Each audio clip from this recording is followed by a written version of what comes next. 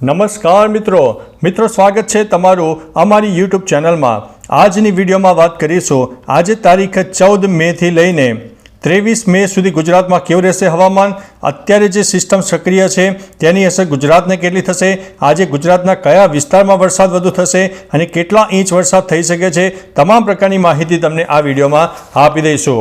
મિત્રો પ્રથમ સિસ્ટમની વાત કરી દઈએ તો અત્યારે જે દક્ષિણ ભારત તરફ સાયક્લોનિક સિસ્ટમ સર્જાઈ હતી તેની અસર અત્યારે વધારે મજબૂત સર્જાઈ છે અને જેની અસરને કારણે રાજસ્થાન ઉપરાંત મધ્યપ્રદેશ અને મહારાષ્ટ્ર સહિત ગુજરાતના પણ અનેક ભાગોમાં વરસાદ વરસી રહ્યો છે। આજે વહેલી સવારથી જ ઉત્તર ગુજરાતના સાબરકાંઠા, અરવલ્લી ઉપરાંત મધ્ય ગુજરાતના મહીસાગર, દાહોદ, પંચમહાલ વગેરે વિસ્તારોમાં વરસાદી વાતાવરણ છવાઈ ગયું છે। ઉપરાંત સુરેન્દ્રનગર, રાજકોટ, બોટાદ, અમરેલી, ભાવનગર, અમદાવાદ અને મધ્ય ગુજરાતના પણ અનેક ભાગોમાં એક વાદળછાયું વાતાવરણ જોવા મળ્યું છે। અનેક વિસ્તારમાં છાંટાછૂટી પણ શરૂ થઈ ગઈ છે। ત્યારે મિત્રો બીજી તરફ એક બેઝિક તાપમાનની વાત કરી દઈએ તો આજે મહત્તમ તાપમાન 42 ડિગ્રી સુધી જોવા મળી શકે છે, એટલે ગરમીમાં આપણને 1 અથવા તો 2 ડિગ્રીની આંશિક રાહત મળી શકે તેવી સંભાવના છે। અને ન્યૂનતમ તાપમાનની વાત કરીએ તો 30 ડિગ્રી કરતાં નીચે ન્યૂનતમ તાપમાન જોવા મળશે। મિત્રો પવનની પણ વાત કરી દઈએ તો આજે પવનનું પ્રમાણ ભયંકર રહેશે, જેમાં 35થી લઈને 45 કિલોમીટર પ્રતિ કલાકની ઝડપે પવન ફૂંકાય, જેમાં સૌરાષ્ટ્રના અનેક ભાગોમાં જોરદાર પવન ફૂંકાય તેવી શક્યતા છે। કોઈ વિસ્તારમાં તો 50 કિલોમીટર પ્રતિ કલાકની ઝડપે પણ પવન જાય તેવી શક્યતા છે। એટલે આજે સૌરાષ્ટ્ર ઉપર 1 નંબરનો ખતરો ગણીને ચાલીએ છીએ, જેમાં વાવાઝોડા સાથે વરસાદની શક્યતા મિત્રો રહેલી છે। મિત્રો આજે સૌરાષ્ટ્રના અનેક ભાગોમાં જોરદાર વરસાદ થઈ શકે છે। મોરબી, સુરેન્દ્રનગર, રાજકોટ, બોટાદ, અમરેલી, ભાવનગર, જૂનાગઢ, ગીર સોમનાથ, જામનગર, દેવભૂમિ, દ્વારકા અને પોરબંદરના અનેક વિસ્તારમાં જોરદાર વરસાદ થઈ શકે છે। કોઈ વિસ્તારમાં અડધા ઇંચથી પણ વધારે વરસાદ થાય તેવી સંભાવના છે અને એક તોફાની પવન સાથે નુકસાનીવાળો વરસાદ થાય તેવી શક્યતા છે। એટલે મિત્રો આજે બપોર બાદ સૌરાષ્ટ્ર ઉપર સૌથી મોટો ખતરો લાગી રહ્યો છે।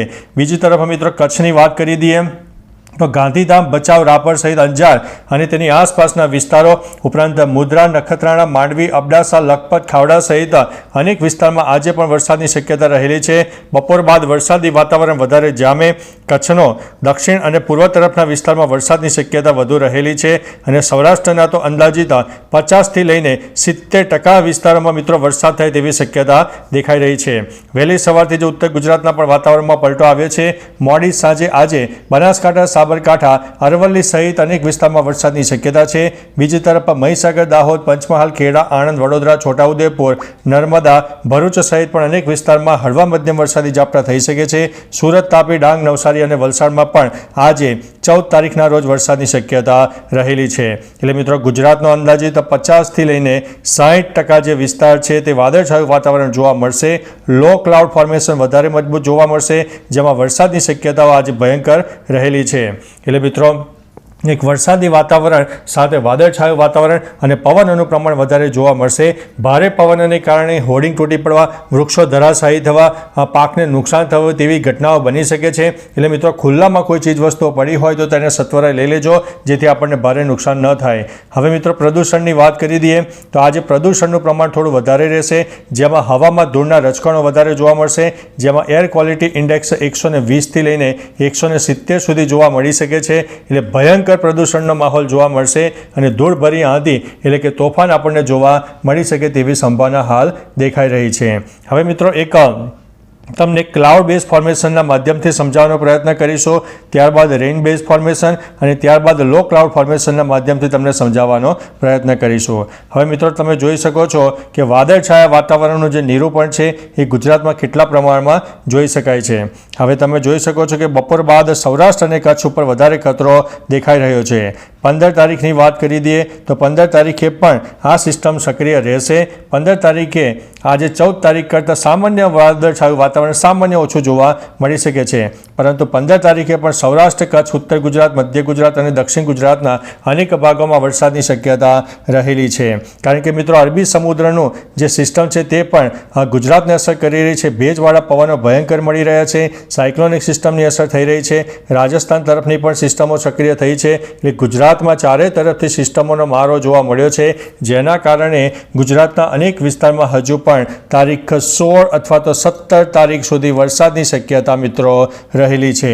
ત્યારે મિત્રો બીજી તરફ આ જે પ્રથમ રાઉન્ડ છે 14થી 17 તારીખ જોવા મળશે અને ત્યારબાદનો રાઉન્ડ છે એ 19 તારીખથી લઈને 23 તારીખમાં ફરીથી વરસાદનો રાઉન્ડ આવશે અને આ તમામ પ્રકારના જે રાઉન્ડ છે એ પ્રી મોન્સૂન એક્ટિવિટીનો ભાગ કહી શકાય છે. એટલે કે ચોમાસાને મિત્રો હવે ફક્ત 1 મહિનાની વાર છે ત્યારે હવે આ પ્રી મોન્સૂન એક્ટિવિટીની ગતિવિધિઓ શરૂ થઈ ગઈ છે, જેના ભાગરૂપે થઈને ગુજરાતના વાતાવરણમાં પલટા સાથે અનેક વિસ્તારમાં કરા સાથે પણ વરસાદ વરસ્યો છે. તમે જોઈ શકો છો કે 21-22 તારીખની આસપાસ પણ ગુજરાતમાં ક્લાઉડ બેઝ ફોર્મેશન વધુ મજબૂત જણાશે, જેમાં સૌરાષ્ટ્ર કચ્છ સહિત અનેક ભાગોમાં વરસાદની શક્યતા દેખાઈ રહી છે. જોઈ શકો છો કે 22 અને 23 તારીખે પણ એક વાદળછાયું વાતાવરણ જોવા મળશે. અરબી સમુદ્રની સિસ્ટમ કામ કરશે, જે ગુજરાતમાં ફરીથી વરસાદનો બીજો રાઉન્ડ આવશે, જેને આપણે પ્રી મોન્સૂન એક્ટિવિટીનો વરસાદ ગણીને ચાલીએ છીએ. એટલે મિત્રો આ જે માહિતી છે એ ક્લાઉડ બેઝ ફોર્મેશનના માધ્યમથી તમને આપવામાં આવી છે.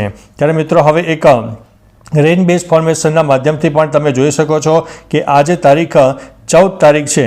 તો મિત્રો આજે 14 તારીખે તમે જોઈ શકો છો કે આજે સૌરાષ્ટ્રનો જે ભાગ છે, સૌરાષ્ટ્રના અનેક વિસ્તારમાં જોરદાર વરસાદ જોવા મળશે. તમે જોઈ શકો છો મિત્રો. જો હવે કચ્છના પણ અનેક ભાગોમાં વરસાદી માહોલ યથાવત રહેશે. અત્યારે ઉત્તર ગુજરાતમાં સેટેલાઇટ બેઝના માધ્યમથી નહીં દેખાય, મધ્ય ગુજરાતમાં નહીં દેખાય, દક્ષિણ ગુજરાતમાં નહીં દેખાય, પરંતુ આ ત્રણેય વિસ્તારમાં પણ હળવા મધ્યમ વરસાદની શક્યતા છે. 1 નંબર ઉપર આપણે સૌરાષ્ટ્રને ગણીને ચાલીએ છીએ, જે 14, 15 અને 16 તારીખ હોય સૌરાષ્ટ્રમાં વધુ વરસાદ થાય તેવી સંભાવના છે. કોઈ વિસ્તારમાં તો અડધા ઇંચથી પણ વધારે વરસાદ થાય તેવી શક્યતા છે. એટલે મિત્રો સૌરાષ્ટ્ર, કચ્છ અને ઉત્તર ગુજરાતના સાબરકાંઠા, બનાસકાંઠા સહિત દક્ષિણ ગુજરાતના સુરત, તાપી, ડાંગ, નવસારી, વલસાડ સહિત મધ્ય ગુજરાતના પણ આણંદ, ખેડા, પંચમહાલ, દાહોદ, મહીસાગર, છોટાઉદેપુર, નર્મદા અને ભરૂચના પણ અનેક વિસ્તારમાં છૂટોછવાયો વરસાદ તો ક્યાંક વધુ વરસાદ થઈ શકે તેવી સંભાવના છે. એટલે મિત્રો આ જે પ્રથમ સેશન છે 17 તારીખ સુધી આપણને જોવા મળશે અને ત્યારબાદનું સેશન છે એ 19 તારીખથી ભરૂચ શરૂ થશે, જે આપણે 23 તારીખ સુધી જોવા મળનારું છે. અત્યારે મિત્રો તમને સેટેલાઇટ બેઝના માધ્યમથી 19થી 23 તારીખનું એકદમ અનુમાન નહીં આવે, પરંતુ તે વખતે પણ જે લો ક્લાઉડ ફોર્મેશન છે એ વધારે મજબૂત જણાશે, જે સૌરાષ્ટ્ર, કચ્છ સહિત ઉત્તર ગુજરાતના પણ અનેક ભાગોને અસર કરશે. અને આવનારા દિવસો એટલે કે તારીખ 19થી લઈને 23 મે દરમિયાન ગુજરાતમાં ક્યાં વરસાદની શક્યતા વધુ છે તે પણ તમને વિસ્તારો સાથે આપણે અવારનવાર માહિતી આપી દઈશું. પરંતુ મિત્રો ચોક્કસથી એક વાદળછાયા વાતાવરણ સાથે ભેજનું પ્રમાણ વધારે સર્જાશે, જેના કારણે આપણને બપોર દરમિયાન બફારાનો અહેસાસ થશે, પરંતુ મોડી રાત્રે અને વહેલી સવારે આપણને ઠંડકનો અહેસાસ પણ થઈ શકે છે. બીજી તરફ મિત્રો ભારે પવન અને તોફાની વરસાદને કારણે આપણને નુકસાનીનો વારો પણ આવી શકે તેવી સંભાવના છે. એટલે મિત્રો ખુલ્લામાં કોઈ ચીજ વસ્તુઓ પડી હોય તો તેને સત્વરે લઈ લેશો, જેથી આપણને ભારે નુકસાની ન થાય. ત્યારે મિત્રો હવે બીજી તરફ આપણે લો ક્લાઉડ બેઝ ફોર્મેશન કે જે વરસાદી વાદળો હોય છે તેના અનુસંધાને તમને સમજાવવાનો પ્રયત્ન કરીશું. તમે જોઈ શકો છો કે આજે 14 તારીખે બપોર બાદ લો ક્લાઉડ ફોર્મેશન આપણને વધારે જણાશે, જેમાં સૌરાષ્ટ્રના અનેક ભાગોમાં વરસાદની શક્યતા દેખાશે, ઉપરાંત કચ્છના પણ અનેક ભાગોમાં વરસાદની શક્યતા દેખાશે. આપણને એકદમ ઘાટા વાદળો લો ક્લાઉડ ફોર્મેશનમાં નહીં દેખાય, પરંતુ આ જે ડેવલપમેન્ટ સર્જાશે તે લોકલ ડેવલપમેન્ટ સર્જાશે. અરબી સમુદ્રના ભેજવાળા પવનો ઉપરાંત એક ઘાટા વાદળો આપણને સર્જાશે, જેના ભાગરૂપે થઈને સૌરાષ્ટ્ર અને કચ્છના અનેક ભાગોમાં વરસાદની શક્યતા છે. અને બનાસકાંઠા, સાબરકાંઠા, અરવલ્લી, મહેસાણા, મહીસાગર સહિત પાટણના પણ અનેક વિસ્તારમાં આજે હળવા મધ્યમ વરસાદી ઝાપટા થઈ શકે છે. મહીસાગર, ખેડા, પંચમહાલ, દાહોદ, આણંદ, વડોદરા, છોટાઉદેપુર, નર્મદા, ભરૂચના પણ અનેક વિસ્તારમાં વરસાદની શક્યતા રહેલી છે. એટલે મિત્રો ઓવરઓલ જણાવી દઈએ તો આપણને આ જે વરસાદી માહોલ છે હજુ પણ આપણને 3 થી 4 દિવસ તેની અસર ખાસ જોવા મળનારી છે. અને તારીખ 19 તારીખથી ફરીથી એક ક્લાઉડ બેઝ ફોર્મેશન વધારે મજબૂત જણાશે, જેને આપણે પ્રી મોન્સૂન એક્ટિવિટી પણ કહી શકીએ છીએ. ખાસ કરીને અરબી સમુદ્રના ભેજવાળા પવનો અને લો ક્લાઉડ ફોર્મેશન અરબી સમુદ્રને કારણે ગુજરાતને જોવા મળશે, જેમાં તારીખ 19-20 તારીખની આસપાસ ફરીથી આપણને ક્લાઉડ બેઝ ફોર્મેશન જોવા મળશે. સાયક્લોનિક સિસ્ટમ સર્જાશે, જેની અસરના ભાગરૂપે થઈને ગુજરાત, રાજસ્થાન, મધ્યપ્રદેશ અને મહારાષ્ટ્રના પણ અનેક ભાગોમાં વરસાદની શક્યતા હાલ દેખાઈ રહી છે. તો મિત્રો તમારા વિસ્તારમાં હાલ વરસાદ પડે છે કે કેમ, વાદળછાયું વાતાવરણ છે કે કેમ, અને પવનનું પ્રમાણ કેટલું છે, તમામ પ્રકારની માહિતી નીચે કમેન્ટમાં આપજો, જેથી અન્ય મિત્રો પણ જાણી શકે. ઉપરાંત મિત્રો આપણું વોટ્સઅપ ગ્રુપ પણ ચાલે છે. તમારા વિસ્તારમાં જો વરસાદ પડતો હોય તો વરસાદની નાનકડી વિડીયો, જેમાં 1 અથવા તો 2 મિનિટની વિડીયો ઉતારજો અને ફોન આડો રાખીને વિડીયો ઉતારજો, જેથી પૂરેપૂરી સ્ક્રીન આવે અને એ વિડીયો અમને મોકલી આપજો, જેથી અમે યુટ્યુબમાં એ વિડીયોને લાઈવ બતાવવાનો પ્રયત્ન કરીશું. પરંતુ મિત્રો ખાસ ધ્યાન રાખજો, કોઈની ફોરવર્ડ કરેલી વિડીયો અમે નથી લેતા, જેમાં કોપીરાઇટ આવતું હોય છે. એટલે એ વિડીયો અમને તરત ખ્યાલ આવી જાય છે. એટલે મહેરબાની કરીને કોઈની મોકલેલી વિડીયો ન મોકલતા. તો ચાલો મિત્રો, ફરીથી વરસાદનું નવું અનુમાન અને લેટેસ્ટ આગાહી લઈને મળતા રહીશો. ત્યાં સુધી અમને રજા આપશો. નમસ્તે.